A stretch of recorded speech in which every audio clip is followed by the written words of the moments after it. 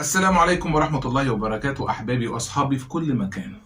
معكم أحمد الشاذلي من قناة المداح. مرة تانية بنقدم قصة جديدة، ويا رب المرة دي تعجبكم. وبالمناسبة كل عام وأنتم بخير بمناسبة السنة الجديدة ورأس السنة. كل سنة وكل المصريين وكل المسلمين بخير يا رب، وكل المسيحيين، كل الناس في الدنيا تكون بخير. ربنا يعمم السلام في الدنيا كلها يا رب. اتمنى منكم تساعدوني برضو تاني، بطلب منكم المساعدة تاني وهفضل اطلبها منكم لان ماليش غيركم. انتوا لو تعرفوا قد ايه انا بتعب في الحلقات دي والله هتعملوا لي لايك وشير في كل حاجة انا بنزلها. بس انا بالنسبة لي تعبي عشانكم راحة. انا مبسوط باللي انا بعمله. قصة جديدة بتاعت النهاردة قصة حقيقية برضو. انا ما بقدمش قصص كده ولا كده، لا انا بقدم قصص جديدة وقصص حقيقية. تمام، يا رب تعجبكم ويلا بينا عشان انا طولت عليكم. قصتنا النهارده قصه حقيقيه وعلى لسان صاحبها وهو بيقول: انا احمد عمري 40 سنه، متجوز وعندي بنتين، فاطمه 5 سنين وسلمى 3 سنين. بعيش انا ومراتي سهير في القاهره، بقضي اغلب اجازتي في بيت العيله بقريه بمحافظه الفيوم.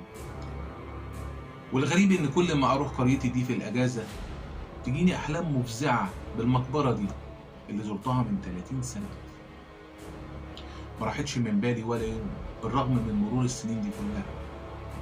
كنت وقتها عيل صغير عندي 10 سنين، بلعب وامشي في القرية مع اصحابي، وكنت بسمع كتير عن المقبرة اللي بتسكنها جنية بتخطف العيال الصغيرة وتاكلها. كنا عيال صغيرين بقى وبنصدق اللي بنسمعه. قتلني الفضول اني اروح المقبرة دي. اخدت صاحبي حسام وما قلتلوش ان احنا رايحين المقبرة دي، قلت له عن جنازة عمدة القرية وان احنا اول اللي هيوصل. اول ما وصلنا للمقبرة لقيت حسام فجأة جاله حالة من الرعب ومشي وسابني بسرعة ورجع للقرية. كانت المقبرة هلكانة وبعض طوبها واقع على الارض وضلمة من جوه جدا، بالرغم من ان سقفها مليان فتحات، وكل ما الهواء يدخلها بيعمل صوت شبه الهموم. وترددت في الاول وكأن حاجة جوايا بتقولي ما تبصش جواها، وحسيت بالخوف، إلا إن فضولي لمعرفة اللي جوه المقبرة خلاني أبص فيها. قربت من بابها وبصيت، كانت ضلمة قوي، ما كنتش شايف حاجة. قربت أكتر، حسيت ساعتها إن في حد جوه المقبرة بيراقبني. حطيت عيني على فتحة في الباب فشفت شيء مهول. شفت بنت بشعر طويل أسود، ظهرها محني بشدة لدرجة إني حسيت إنها هتنقسم نصين. ولما شافتني ببص لها فتحت بقها قوي بطريقة مرعبة وكأن ما فيهوش عظم، واللي رعبني أكتر مفيش عينين في وشها. وبعد كده لقيتها صرخت صرخة مخيفة جدا ما سمعتش زيها في حياتي. وقتها جسمي اتجمد وحسيت إني مش قادر أتنفس وفقدت الوعي. وما فقتش إلا على صوت غفير المقبرة بيصحيني وبيقول لي: أنت إيه اللي جابك هنا؟ وقتها كانت لسه الشمس طالعة. رجعت بسرعة للبيت واترميت في حضن أمي. كنت بقول كلام مش مفهوم ومش عارف إيه اللي حصل. حاولت امي تعرف مني ايه اللي حصل لكنها ما فهمتش مني حاجه. خدنا ابويا للمستشفى وكانت حرارتي ساعتها عاليه جدا وجسمي بيتنفض وغرقان في عرقي. مش عارف ايه اللي حصل لي بعدها. كاني كنت في عالم تاني، متهيألي كاني كنت في ممر ضيق شايف الفتاه دي بتبصلي بعينها المدوره المخيفه، وكانت بتتمتم بكلمات وبتطاردني. وكل ما اهرب منها الاقي نفسي عند المقبره. غمض عيني قوي من شدة الخوف وكنت غايب عن الوعي. وانا في سكرات المعاش سمعت صرخة مخيفة شبه اللي سمعتها في المقبرة. صرخة خلتني اقع من على السرير على الارض واقوم زي المجنون مش عارف ايه اللي بيحصل لي. وفضلت ابص بعيني في كل مكان في الاوضة وفجأة النور يقطع وكأني مقصور. قمت من مكاني وسبت الاوضة ادور على امي. وانا ماشي في الضلمة حسيت بحركة خطوات رجلين جاية ناحيتي، بس ما كنتش عارف خطوات مين بسبب الضلمة. فجأة حصلت شرارة كهرباء للحظة في البيت كفيلة إنها تخليني إني أشوفها جاية ناحيتي. كانت واقفة في أول الطرقة ومحنية بشدة. فضلت تقرب مني، ما كنتش شايفها من شدة الضلمة لكن كنت سامع خطوات رجليها كانت كفيلة إني أعرف إن وجهتها هي أنا. كانت واقفة بيني وبين أوضة أمي، عشان كده ما كانش قدامي إلا إني أرجع أوضتي بمنتهى السرعة. كنت بجري زي المجنون وما كنتش ببص ورايا نهائي لحد ما وصلت لأوضتي وقفلت بابها. كنت سامع خطوات رجليها خطوة خطوة لحد باب أوضتي، وساعتها وقفت الخطوات وزاد معاها ضربات قلبي من شدة الخوف. رجعت الخطوات تاني بس المرة دي بتبعد عن أوضتي. بعد شوية رجع النور لأوضتي وفجأة لقيت البنت دي واقفة قدامي. ساعتها فقدت الوعي. مش فاكر كم مرة أهلي أخدوني المختصين من الدكاترة تشخيص حالتي من غير فايدة، لحد ما هداهم ربنا لزميلي حسام فحكى لهم اللي حصل، وإن إحنا رحنا المقبرة وسابني ورجع. ولما عرف أبويا بكده راح بسرعة لشيخ القرية عشان يجيبه ويحكي له اللي حصل. كنت في أوضة وكنت نايم على ظهري، عيني مفتوحة ما بترمش من شدة الخوف. فقام أبويا مسك إيدي ورجلي زي ما طلب منه الشيخ. دخل الشيخ وقرب مني وحط إيده على راسي وبدأ يقرأ بعض آيات من القرآن. حسيت وقتها بضيق شديد وكأن في حاجة بتتحرك جوايا، وكانت أطرافي بتتحرك بدون إرادتي، وكان في صوت صراخ مش بيقف وبيتعالى بيزيد كل ما الشيخ يقرأ. اتقطعت الكهرباء وظهرت لنا البنت بشعرها الأسود الطويل وبقها الواسع وشكلها المخيف. سألها الشيخ انت مين وعايزة ايه؟ اتكلمي ولا حرقتك بالقرآن. ضحكت البنت بسخرية بصوت عالي ملأ الأوضة وقالت أنا اللي هأذيكم لما بطلتوش قراءة قرآن. هو اللي اقتحم مقبرتي وأزعجني وأذاني وأنا سكنته ومحال أسيبه. فبدأ الشيخ بقراءة آيات من القرآن ويكررها ثم اختفت البنت. بص الشيخ ليا وقال لي اسمك ايه؟ قلت له أحمد. قال لي اسم جميل، طيب دلوقتي يا أحمد أنت حاسس بحاجة؟ رديت عليه وقلت له لأ.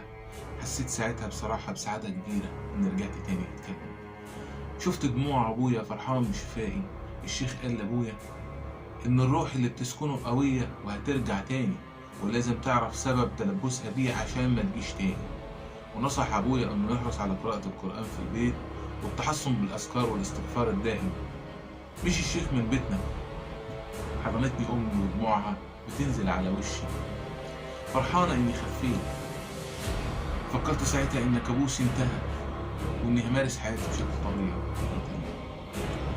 رغم إن في إحساس دائم إن الفتاة دي موجودة حواليا مستنية فرصة مناسبة عشان تأذيني مرة تانية. لحد ما وصلت لسن 20 وفي يوم كنت قاعد مع أبويا وبنتكلم عن المقبرة دي واللي حصل فيها. قال لي إنها قصة قديمة قوي منتشرة في القرية من زمان. راجل جه وبنته الصغيرة وأجر بيت على أطراف القرية، والراجل ده اتعرف عنه قدرته على تسخير الجن في أعمال السحر لحد ما القرية جابت آخرها منه. كترت حالات الطلاق وانتشر الرعب والخوف في القرية لحد ما وصل الأمر إلى موت عروسة لسه بعد دخلتها بكام شهر على إيد جوزها. كان فاكر إنه شاف راجل في النوم لحد ما قتل نفسه بعد كده، طبعا ندمان على اللي عمله. غضب قرايب القتيلة والعريس لما عرفوا إن الدجال ليه صلة باللي حصل. حوطوا بيته وقتلوه وحرقوا البيت وشفقوا على بنته وسابوها ملهاش قبض ولا مأوى غير المقبرة اللي دفن أبوها فيها، وكانت بتروح لها يوميا لمدة سنة لحد ما اختفت في نفس ذات اليوم اللي اتحرق فيه البيت وما شافوهاش ومحدش شافها بعد كده. أهل القرية فكروا إن بعد موت الدجال واختفاء بنته إن الأمر انتهى. عدت سنين لحد ما اتفاجئ أهل القرية بست غريبة عن القرية بتسأل عن راجل غريب جه القرية من كام سنة مع طفلة صغيرة، وبدأت توصف لأهل القرية أوصافه. وعرف أهل القرية إنها تقصد الدجال وبنته، فقالوا لها إنهم ماتوا في حريق البيت اللي كانوا عايشين فيه ودفنوه بالمقبرة دي. راحت الست للمقبرة اللي قالوا لها عليها والحزن مالي قلبها على فقدان بنتها وجوزها. مر عليها راعي غنم وهي قاعدة في الحالة دي، صعبت عليه واستغرب من حالتها قوي. قال لها هو فاكر إنها قاعدة على تربة غلط. هنا اتدفن أشر أهل القرية الدجال وبنته اللي عذبوا أهل القرية كتير فقتلوه ودفنوه هنا. هو أنت بتعيطي عليه ليه؟ أنت تعرفيه؟ بيحكي راعي الغنم بإنها لما عرفت باللي حصل اتغيرت ملامحها وسكتت خالص، لكن كانت بتتمتم بكلام غريب مش مفهوم، وجابت خصلة من شعرها وقطعت حتة من الجلابية اللي كانت لابساها وكتبت عليها كلمات وحروف وجرحت ايدها واخدت الدم، اخدت حسيت وقتها ان الامر مش هينتهي، وان اللعنة مش هتخليني اعرف اعيش حياتي زي الاول. فقررت اني اتجوز واعيش في القرية. وعدت الايام لحد ما في يوم كنت في بيت العيلة ومعايا بناتي ومراتي، وفجأة لقيت بنتي فاطمة اختفت. دورت عليها في كل مكان وقلت يمكن تكون بتلعب مع العيال هنا ولا هنا. عدى وقت طويل في التدوير عليها في كل شوارع القرية دون جدوى، لحد ما قربت الشمس انها تغيب.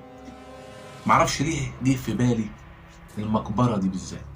رحت بسرعة، ولما وصلت لقيت بنتي مرمية على الأرض قدام عيني، قدام المقبرة. حسيت بالرعب وافتكرت اللي حصل معايا زمان، لكن خوفي على بنتي خلاني اروح عشان انقذها. اخدتها ورجعت بيها للبيت وهي ما كانتش حاسه بيا خالص.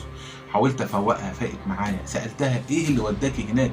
قالت لي كنت بلعب مع بنت وفجاه صرخت من غير سبب فيا. كنت بتكلم وكانها كانت بتتكلم مع حد انا مش شايفاه، وقالت لي انا مش هلعب معاكي، انت بنت ملعونه. وجريت ناحيه المقبره، فرحت وراها لحد ما وصلت المقبره ودخلت فيها ومش فاكره اي حاجه بعدها. وعدت الايام وتوقعت حدوث مصيبه بنتي فاطمه، لكن الحمد لله ما حصلش كده. حسيت ساعتها ان مش هي المقصوده، انما كنت انا المقصود. اخدت مراتي وبناتي ورحنا القاهره نعيش هناك، وسبت القريه بلعنتها. وفي يوم قرات عنوان في جورنال عن بنت قتلها ابوها وحرق البيت. شدني عنوان المقال قوي، وكان عندي فضول اكمل واقرا واعرف بقيه التفاصيل. هي فتاة ودجال ومشعوذ، هي نفس الحكاية، هي نفس البنت اللي في قريتي، لكن اللي قالهولي أبويا عن الدجال اللي قتلوه أهل القرية. وإذا كانت الفتاة هي اللي اتحرقت، الدجال راح فين دلوقتي؟ وليه قتلها؟ وليه حرق البيت؟ سبت الجورنال وكل الأسئلة دي بتدور في دماغي لحد دلوقتي. ده أصحابي وأحبابي نكون وصلنا لنهاية قصتنا النهاردة، يا رب تكون عجبتكم. هطلب منكم تاني إنكم تدعموني بلايك وشير عشان أقدر أوصل لأكبر عدد ممكن. أنا بتعب بجد عشانكم، وتعبكم بالنسبة لي راحة. والله مش كلام، بالنسبة لكم راحة. أنا بدور على أي قصة كويسة عشان أقدر أقولها لكم، أي معلومة كويسة عشان أقدر أفيدكم بيها. أتمنى إن أنتوا تدعموني من قلبكم. وكل سنة وأنتم طيبين وهابي نيو يير. سلام.